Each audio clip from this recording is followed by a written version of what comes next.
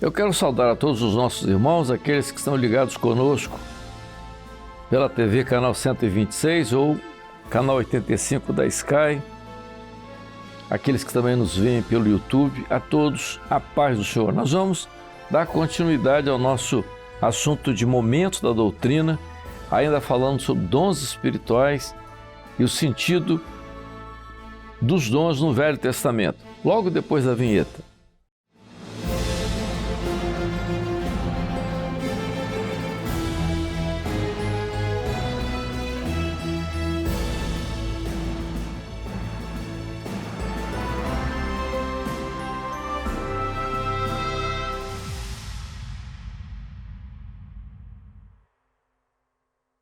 No evento anterior, ainda falando sobre as operações do Espírito Santo no Velho Testamento, nós estamos falando sobre as 9 operações do Espírito Santo descritas por Paulo, mostrando como elas existiram também no Velho Testamento.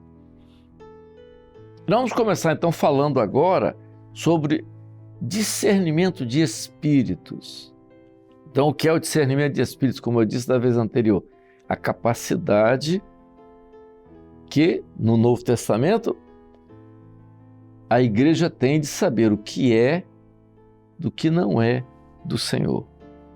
A experiência do discernimento de espíritos aparece no Velho Testamento de maneira muito clara naquele episódio do início do reinado do rei Zedequias, naquela luta de Jeremias com o falso profeta.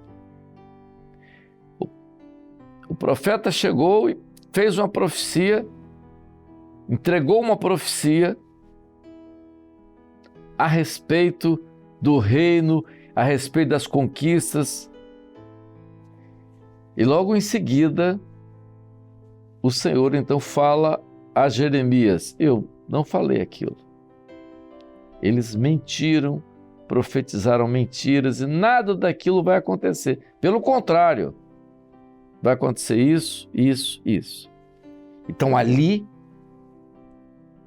a experiência de Jeremias ali foi para mostrar o que era do que não era.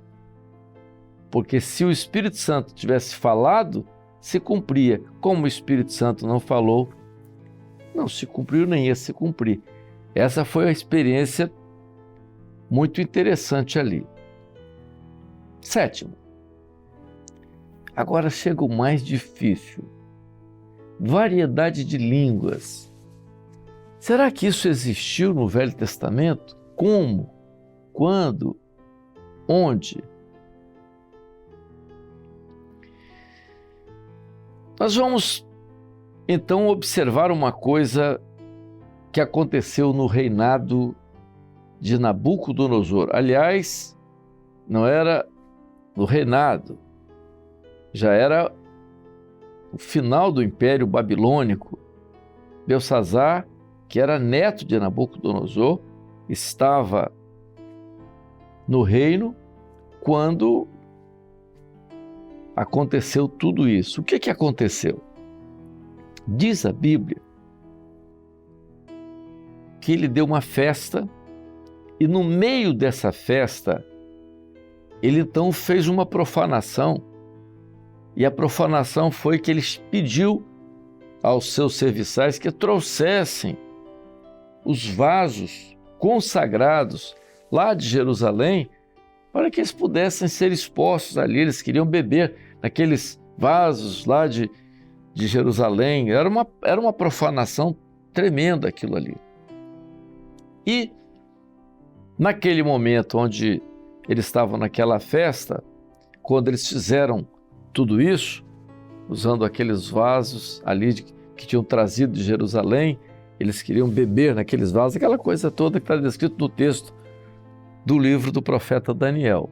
De repente, aparece uma mão e essa mão começa a escrever na parede uma sentença. Vejam, O Império Babilônico falava, a língua oficial do Império Babilônico era o aramaico.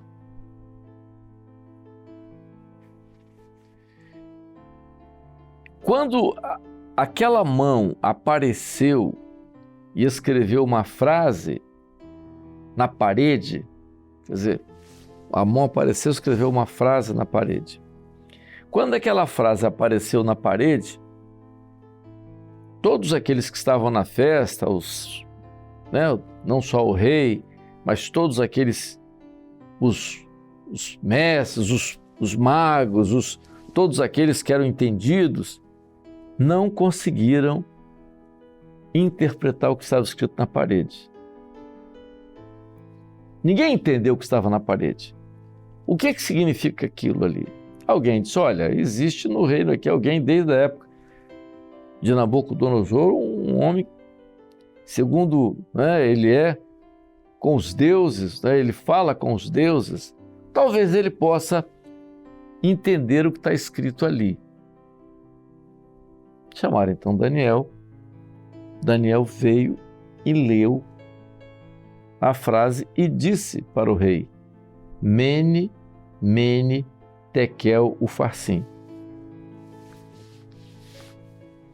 Eu pergunto a você, Mene, Mene, isso aqui é uma dúvida que você precisa tirar. Essa dúvida que muitos cometem, tem muitas pessoas que às vezes não entendem isso e às vezes falam errado. Mene, Mene, Tekel, Ufarsim é língua estranha? Não, não é.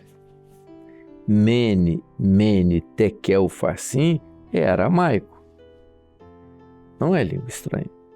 Sim, mas então, o que estava escrito na parede? O que estava escrito na parede não era Mene, Mene, Tekel, Ufarsim. Mene, Mene, Tekel, Ufarsim foi a interpretação que Daniel deu. O que estava escrito na parede era língua estranha. Era mistério. Tanto que todas aquelas pessoas que estavam na festa, pessoas conheciam muito bem o aramaico. Se o Império Babilônico, a língua oficial do Império Babilônico, que era o aramaico, como é que eles não iam entender uma frase na parede que estava escrita em aramaico? Eles não leram. Então, não era o aramaico que estava na parede. O que estava na parede, preste bem atenção, era língua estranha. O profeta Daniel interpreta o mistério que estava na parede, ele interpreta em aramaico e diz, Mene, Mene, Tekel, Ufarsim. Pesado foste na balança e foste achado em falta. Ainda hoje passará de ti o reino.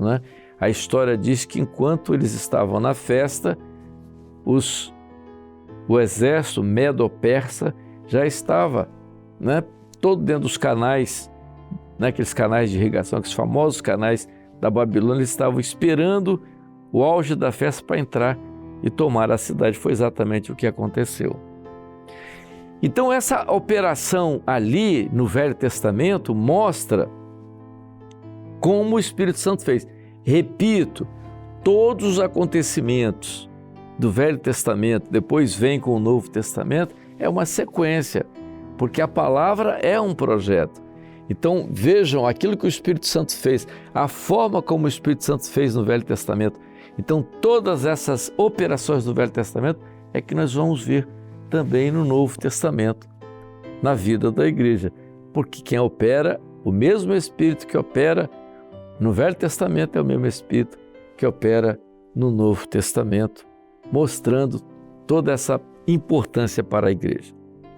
Então vejam, nós mostramos nesse nosso início a operação do Espírito Santo no Velho Testamento. Parecido com aquilo que acontece na igreja? Sim, parecido. Então, nós poderíamos identificar, prestem bem atenção, não existem os dons espirituais no Velho Testamento como na igreja. Mas a pergunta que se faz é o seguinte: há manifestações do Espírito Santo, há operação do Espírito Santo no Velho Testamento que lembra aquilo que acontece no Novo Testamento? Ou seja, o Espírito Santo operou também no Velho Testamento? Também operou. Então nós vimos que 9 formas de operação do Espírito Santo no Velho Testamento, identificando aquilo que Paulo descreve. Então nós falamos sobre sabedoria, falamos sobre ciência, falamos sobre fé, falamos sobre cura, falamos sobre maravilhas, falamos sobre profecia, discernimento de espírito, variedade de línguas e a interpretação de línguas. Então, todas essas 9 operações, elas puderam ser identificadas no Velho Testamento. Bom, então, o Espírito Santo operou assim no Velho Testamento. E no ministério de Jesus? O Espírito Santo operou no ministério de Jesus? No ministério de Jesus foi diferente porque o Espírito Santo veio sobre ele. Então, ele teve a plenitude do Espírito Santo. E se ele, como Filho de Deus, mas ali homem, o Verbo se fez carne e habitou entre nós. Então, Jesus, homem. Então, ele teve a plenitude do Espírito Santo. No Velho Testamento, o Espírito Santo era pontual, Cada pessoa tinha. Então, as manifestações foram diferentes, várias diferentes. Em Jesus, ele teve a plenitude do Espírito Santo. Se ele teve a plenitude do Espírito Santo, o que nós vamos observar? Ele teve todas as evidências dos 9 dons espirituais. Então, nós vamos começar, então, a falar sobre os 9 dons espirituais no ministério de Jesus. Então, vamos identificar os 9 dons espirituais no ministério de Jesus. Vamos lá. Sabedoria. Sabedoria. Onde está a operação do Espírito Santo no ministério de Jesus na sabedoria? Vamos pegar o ministério de Jesus para ver onde nós vamos achar a evidência desse dom no ministério dele. Existiu? Vamos lá. A mulher adúltera. Trouxeram uma mulher que havia pecado. E o pecado dela, segundo a lei, ela devia ser morta apedrejada. Quando trouxeram, eles quiseram experimentar o Senhor Jesus. E perguntaram: olha, ela foi, o pecado dela é esse. O que a gente deve fazer com ela? Ele tinha 2 alternativas, só. Primeiro, olha, vocês devem apedrejá-la mesmo, devem matá-la. Mas se ele fizesse isso, ele ia contra ao que ele estava pregando. O perdão, aquilo tudo que ele estava pregando. Então, se ele dissesse aquilo ali, ele ia contra tudo que ele estava ensinando. Segundo, se ele dissesse isso. Segundo, ele poderia dizer: não, ela deve ser apedrejada. A lei é isso mesmo, ela deve ser apedrejada. Então ele tinha 2 saídas. Ou ele concordava com aquilo que eles queriam fazer, que era apedrejá-la por causa do pecado dela, ou ela tinha que ser perdoada. Então, ele pregava o perdão, então tinha essa aqui. Mas se ele dissesse que era perdão, eles iam dizer assim, mas você disse que veio para cumprir a lei. Se ela tem que ser liberada, se ela tem que ser perdoada, mas a lei diz que ela tem que ser apedrejada, como é que é isso? Então, qual a resposta? É para apedrejar ou não? Ele não tinha saída ali. Não tinha. Qualquer uma das duas, eles iam contestá-lo. Perdoa? Não, não perdoa. Apedreja? Como é que vai ser feito? E Jesus então fez a seguinte colocação. Quem não tiver pecado, atire a primeira pedra. Bem, eles deviam se conhecer entre eles. Alguém podia dizer, não, eu não posso dar a primeira porque o meu amigo que está do meu lado me conhece e sabe que eu tenho problema, que eu tenho alguma dificuldade. O outro também disse, Então todos ficaram na dificuldade porque ninguém conseguia, todo mundo ficou para dar a segunda pedrada. Quer dizer, a segunda pedra eu posso tocar, mas a primeira eu não consigo. E todos ali, sem ter uma resposta, um após outro foram indo embora. E Jesus olhou para a mulher e disse, ninguém te condenou? Ela disse, não. Então ele disse, vai e não peques mais. Sabedoria. Profunda sabedoria ali. O Espírito Santo operou ali, o Espírito de sabedoria. Que coisa extraordinária ali no ministério de Jesus. Ciência. Ou seja, conhecimento de Deus. Eu disse que o dom de ciência na igreja pode ir para o sonho, visão, revelação. O dom de ciência é o conhecimento de Deus, aquilo que o olho não viu, o ouvido não ouviu. Onde está isso no ministério de Jesus? Vamos pegar, tem vários exemplos disso no ministério de Jesus. Vamos pegar a mulher samaritana. A mulher samaritana. Ele chegou no poço, ela era samaritana e os judeus não falavam com os samaritanos. Eles não se comunicavam. Então Jesus pediu água a ela. Ela estava junto ao poço tirando água para ela e ela olhou para Jesus e disse, o senhor não pode falar comigo, eu sou samaritano, o senhor é judeu, nós não nos falamos. E Jesus então disse, se você soubesse quem fala contigo, você pediria a ele e ele te daria a água da vida. Ela disse, o senhor é maior do que o Jacó que fez o poço? Nosso pai Jacó que fez o poço? Ele disse, olha, a água que eu te der, você nunca mais vai ter sede. Ela ficou impressionada. Ela disse, então o senhor me dá dessa água. Eu quero essa água que o senhor tem. Ele disse, então vá, chama teu marido e vem cá. Ela disse, eu não tenho marido. Ele disse, eu sei. Você não tem marido. Você teve 5. E o que você tem agora também não é teu marido. Ela disse, vejo que o senhor é profeta. Então ali, o que aconteceu? Conhecimento de Deus. Então ele teve a revelação do que estava oculto, do que estava escondido. Então essa operação do Espírito Santo no ministério de Jesus.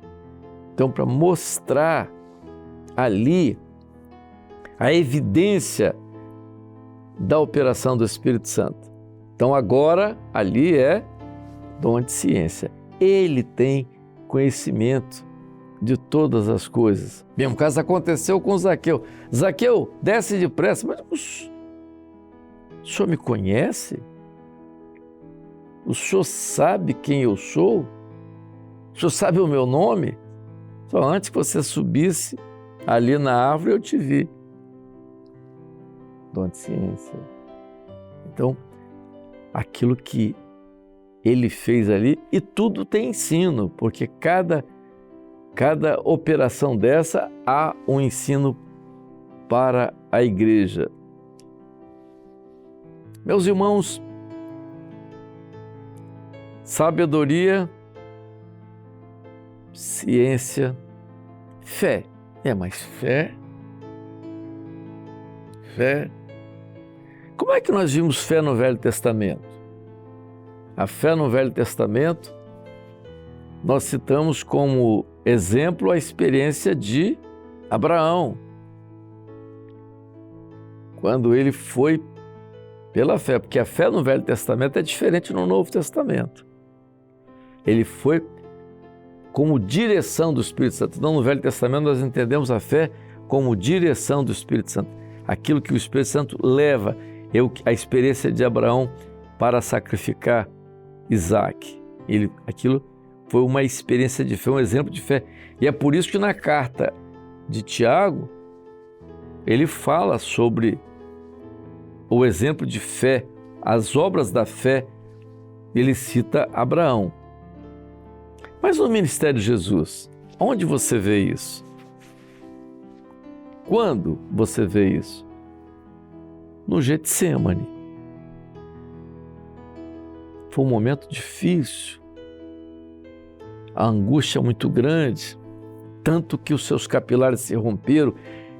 A ciência diz que talvez uma das maiores descargas de neurohormonais e tal, de substâncias vasoativas que podem, foi um momento muito difícil, de alto estresse. Naquele momento, ele disse: se possível, passe de mim esse cálice, mas não seja feita a minha vontade, mas a tua. Então ali é a fé, porque ele veio para aquilo, é a direção do Espírito Santo na vida dele, porque ele é dependente daquilo, daquele momento. Então nós falamos sobre, no ministério de Jesus, sabedoria, ciência e fé. E cura. Que coisa impressionante as curas.